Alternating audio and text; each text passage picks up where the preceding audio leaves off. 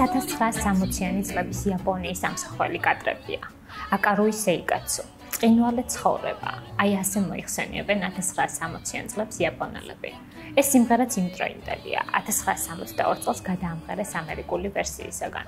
ზოგადად ამ პერიოდში მრავალ ცნობილ ამერიკულ სიმღერას შეხვდებით იაპონურ ენაზე გადამღერებულს. იმის ნაცვლად, რომ ამ სიმღერების პირდაპირი იმპორტი მოხდინა, ამჯობინებენ თავიანთი ვერსიები შექმნან. იგივე ტენდენცია შეიმჩნევა წარმოებაშიც, მათ შორის ავტომობილების წარმოებაში. მაგალითად, ჯერ კიდევ 1917 წელს Mitsubishi Model 100 იტალიური Fiat-ის დიზაინით ქმნის და 22 ერთეულს უშვებს. 1930-იან წლებში კი Nissan თავის მოდელებს ბრიტანული Austin-ის, ხოლო Toyota ამერიკული Chrysler-ის მიხედვით ამზადებს. ორიგინალი ვერსია და მისი იაპონური კოპია იმდენად გვანან ერთმანეთს, რომ თუ მაგალითად Chrysler-ში რაიმე გაგვჭდა, Toyota-ს ნაწილით შეიძლება ჩანაცვლეს და პირიქით. მიბაძვის ტექნიკები მეტად იხვეწება 60-იან წლებში.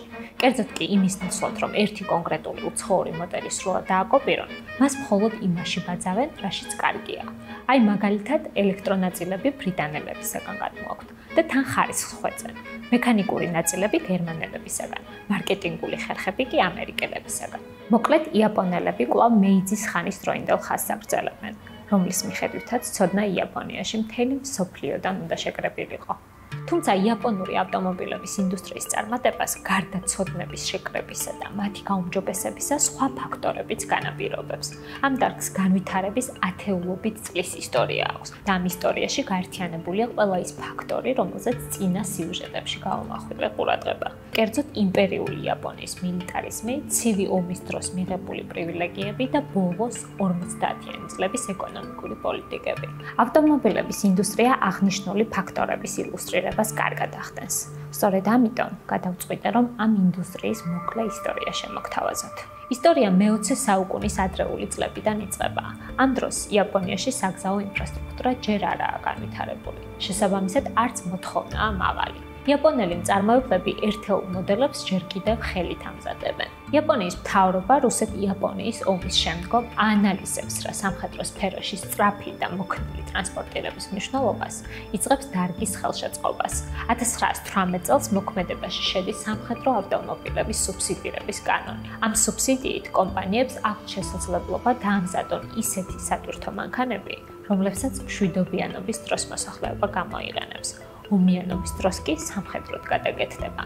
შედეგად ბაზარზე უფრო მეტი კომპანია ჩნდება. მასიური წარმოების ტექნოლოგიებიც ნელ-ნელა ინერგება. თუმცა 1923 წელს ქვეყანას დიდი უბედურება ატყდება თავს. კანტოს დიდი მიწისძვრა, რომელსაც ცუნამი და ხანძრები მოსდევს. ნადგურდება ქარხნები და ადგილობრივი წარმოების განვითარება ფერხდება. მაგრამ კანტოს მიწისძვრა მხოლოდ ამ მხრივ არ არის მნიშვნელოვანი მოვლენა. მიწისძვრის შედეგად ასევე ნადგურდება სარკინიგზო ხაზები, რომლის აღდგენასაც საკმაო ხანი სჭირდება. ადამიანები მატარებლით ვეღარ გადაადგილდებიან, რის გამოც ჩნდება მოთხოვნა ავტომობილებზე, როგორც ალტერნატიული გადაადგილების საშუალებაზე.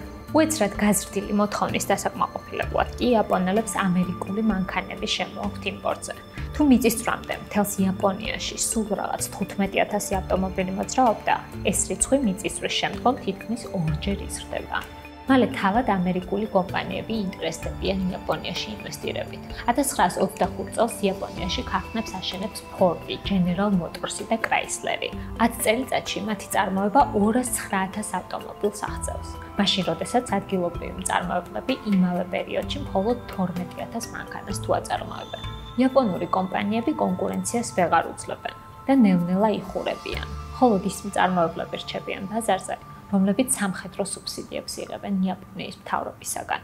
სიტუაცია რადიკალურად იცვლება 1926 წელს. იაპონია ჩინეთთან ომისათვის ემზადება. სამხედრო ძალების აღსაჭურვად კი საჭიროა გამოთავისუფლდეს ისედაც შეზღუდული ადამიანური თუ ბუნებრივი რესურსი, რომელსაც ამერიკული კომპანიები სამოქალაქო დანიშნულების ავტომობილების საწარმოებლად მიმართავენ.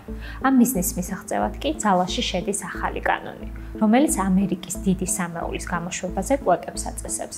ამასთანავე იზღუდება უცხოური ვალუტის გადანა ქვეყნიდან, რაც საბოლოოდ ამერიკულ კომპანიებს იაპონური ბაზრიდან გასვლას აიძულებს. ამასობაში კი ძლიერდებიან ადგილობრივი კომპანიები Nissan და Toyota დიდი რაოდენობით სამხედრო სატვირთოების შეკვეთებს იღებენ სახელმწიფოსგან. ამავდროულად ინვესტიციებს კვლევა განვითარებაში დებენ. Აი მაგალითად, Toyota-ს დამფუძნებელი Kiichiro Toyota მის ბიძაშვილთან Eiji-სთან ერთად 1936 წელს კვლევით ლაბორატორიას აარსებს. ორივე ტოკიოს იმპერიული კოლეჯის ინჟინერიის ფაკულტეტის კურსდამთავრებულია და შესაბამისად გარდა ბიზნეს ინტერესისა, პროფესიული ინტერესითაც უძღვებიან საქმეს. კვლევა წარმოებს ყველა მიმართულებით. შლიან და სწავლობენ ამერიკულ და ევროპულ მანქანებს. ომიანობის ჟამს კვლევითი საქმიანობა კიდევ უფრო ინტენსიურ ხასიათს იღებს, რადგან საჭიროა ომის დროს დამდგარი პრობლემების ინოვაციური გზებით გადაჭრა.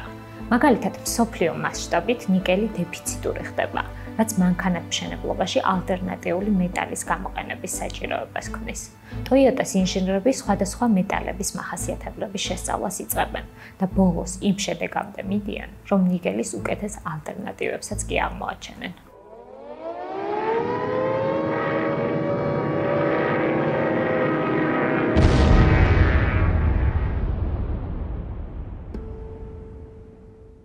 შემდეგ კი არის პერლ ჰარბორი, ამერიკის ომში ჩართვა, ჰიროსიმა და ნაგასაკი. დამარცხებულ იაპონიაში მანქანათმშენებლობის ინდუსტრია რამდენიმე წლიან ტაიმაუტს იღებს და ახალი ძალებით 1929-50 წლებში ბრუნდება. 1950 წელს Eiji Toyoda ამერიკაში Ford-ის საწარმოში გადასამზადებლად მიემგზავრება. მოგვიანებით კი Eiji ამ ვიზიტის შესახებ თავის წიგნში იხსენებს. მე ვფიქრობ, რომ გულწრფელი ვიყავი, როდესაც ვთქვი, რომ Ford-ი არაფერს აკეთებდა ისეთს, რაც ჩვენ უკვე არ ვიცოდით. თუმცა ამით არანაირად არ ვაკნინებ Ford-ს და ეჭვი არ შემაქვს მათ უდაო ლიდერობაში. ბოლოს და ბოლოს მათი დღიური წარმოება 8000 ერთეულს აღწევდა. მაშინ, როდესაც Toyota სულ რაღაც 40 ცალს აწარმოებდა დღიურად. შედარება რომ გავაკეთო, ჩვენ ვიყავით კენჭი დიდი ქვის ლოდის პირისპირ. თუმცა ისევ ვიტყვი, რომ ტექნოლოგიური თვალსაზრისით ჩვენ შორის დიდი სხვაობა არ იყო. ძირითადად განსხვავებას წარმოების მასშტაბი წარმოადგენდა. თუ მასშტაბს გავზრდიდით, ამერიკული წარმოების მოდელს თავისუფლად ავითვისებდით. ზოგადად ავტომობილების ინდუსტრიას მასშტაბის ეკონომია ახასიათებს. ანუ რაც უფრო დიდია წარმოება, მით ნაკლებია ხარჯი ერთეულზე. სწორედ ამიტომ, თუ გინდა რომ დარგი კონკურენტუნარიანი იყოს, დიდ მასშტაბზე ერთიანად უნდა გახვიდე. დიახ, ერთიანად, რადგან ნელ-ნელა გაზრდა თავისუფალი ბაზრის პირობებში გამორიცხულია. იმ მარტივი მიზეზით, რომ მანქანის წარმოება ყოველთვის ძვირი დაჯდება, სანამ კონკურენტის მასშტაბს არ გაუტოლდები. კონკურენტზე ძვირად კი ვერ გაყიდი და შესაბამისად ვერც გაიზრდები. ახლა მე თქვენ გეკითხებით, როგორ უნდა გაუთანაბრდეს ერთ დღეში 40 მანქანის წარმოებელი Toyota Ford-ს, რომლის დღიური წარმოება 8000 აღწევს.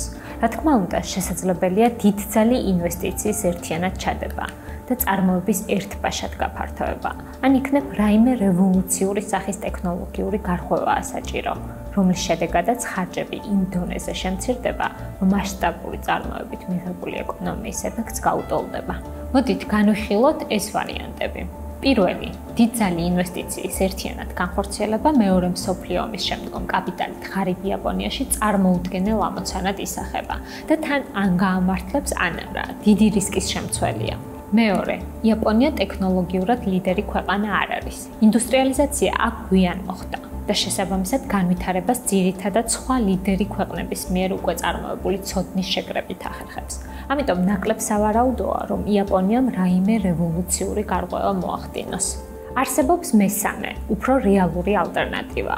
ადგილობრივი წარმოების უცხოური კონკურენტებისაგან დაცვა და ამ გზით ნელ-ნელა, ნაბიჯ-ნაბიჯ გაზრდა.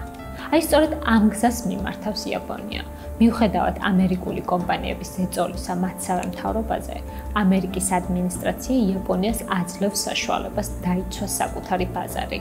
ცივი ომის პერიოდში ხომ იაპონია ამერიკისათვის აზიის რეგიონში მნიშვნელოვანი დასაყრდენია. The government's great priority was maintaining a smooth diplomatic and military relationship with Japan, having free access to the bases in Japan, and really great reluctance in the State Department, the White House, the National Security Council, the Pentagon, for the U.S. to do anything that might upset that nice smooth relationship. ავტომობილების იმპორტზე შეზღუდვები ჯერ კიდევ 1959 წელს წესდება და 1965-71 წლებამდე ვრცელდება. კერძოდ იზღუდება უცხოური ვალუტის გამოყენება იმპორტისათვის. წესდება იმპორტული 40%-იანი ტარიფი. ასევე 1971 წლამდე იაპონიაში არ დაიშვებიან უცხოელი ინვესტორები. შედეგად ამ პერიოდში უცხოურ მანქანებს იშვიათად თუ შეხვდებით. ამასობაში კი ადგილობრივი წარმოება დროს იგებს, გაყიდვებიდან მიღებულ შემოსავალს უკან წარმოებაში აბრუნებს და მასშტაბს ნელ-ნელა ზრდის. ომის შემდგომი კრიზისიდან გამოსვლის კვალდაკვალ ქვეყანაშიც უფრო მეტი ფინანსური რესურსი ჩნდება, რომლის მობილიზებასაც მთავრობა ამ და სხვა ინდუსტრიული დარგებისაკენ ახდენს. კომპანიებს მეტი და უფრო იაფი სესხების აღების შესაძლებლობა ეძლევათ, რომ მასშტაბი კიდევ უფრო გაზარდონ. შედეგად 1960-იანი წლების ბოლოსკენ იაპონია წლიურად 2 მილიონ ავტომობილზე მეტს აწარმოებს, მაშინ როდესაც იმპორტული მანქანების რიცხვი მხოლოდ 15,000 შეადგენს. როგორც მოსალოდნელია, მასშტაბის ზრდასთან ერთად ფასებიც იკლებს. იაპონური მანქანები რომ ნელ-ნელა უფრო კონკურენტუნარიანები ხდებიან, ამას ექსპორტის თანდათანობით ზრდაც ადასტურებს. იაპონური ავტოინდუსტრია რამდენად ინარჩუნებს დღემდე პოპულარობას, ეს ჩემგან ნამდვილად არ გესწავლებათ. თუმცა რამდენიმე სტატისტიკურ მონაცემს მაინც მოგიყვანთ. ბოლო წლების განმავლობაში მსოფლიოში წლიურად საშუალოდ 90 მილიონი ავტომობილი იწარმოება. ამათგან 10%-ზე მეტი იაპონიაზე მოდის. ხოლო სანამ ჩინეთი მომძლავრდებოდა, იაპონია მსოფლიო ავტომობილების 20%-ზე მეტს აწარმოებდა. იაპონიამ 1970 წელს გადაასწრო გერმანიას და მას შემდეგ პირველი სამეულის უცვლელი წევია, ჩინეთისა და ამერიკის შეერთებული შტატების შემდგომ. რომ შევაჯამოთ, თუ გინდა რომ გაიგო როგორ განვითარდა იაპონია, სრულიად საკმარისია ავტომობილების ინდუსტრიის ისტორიაზე შეიქმნა გარკვეული წარმოდგენა, რადგან ამ ისტორიაში ყველა ის ფაქტორი იყრის თავს, რამაც იაპონია გამარჯვების კვარცხლბეკზე აიყვანა. იმპერიულ იაპონიაში სამხედრო მიზნების განსახორციელებლად ცოდნა ათეული წლების განმავლობაში გროვდებოდა, რამაც მასშტაბური ეკონომიკური შედეგი მეორე მსოფლიო ომის შემდგომი მთავრობის სწორი ეკონომიკური პოლიტიკებით გამოიღო. სწორი პოლიტიკის გატარების შესაძლებლობა კი იაპონიას მისმა სტრატეგიულმა პარტნიორმა მისცა. რა თქმა უნდა, ისტორია აღარ განმეორდება. ისტორიაში აღარ იქნება მეორე იაპონია. მაგრამ ამ გამოცდილებით სულ მცირე იმის სწავლა შეგვიძლია, რომ საჭიროა ცოდნის ქვეყანაში დაგროვება, სწორი ეკონომიკური პოლიტიკის შემუშავება და სტრატეგიული პარტნიორის მხარდაჭერა, რომ ეს პოლიტიკა გავატაროთ.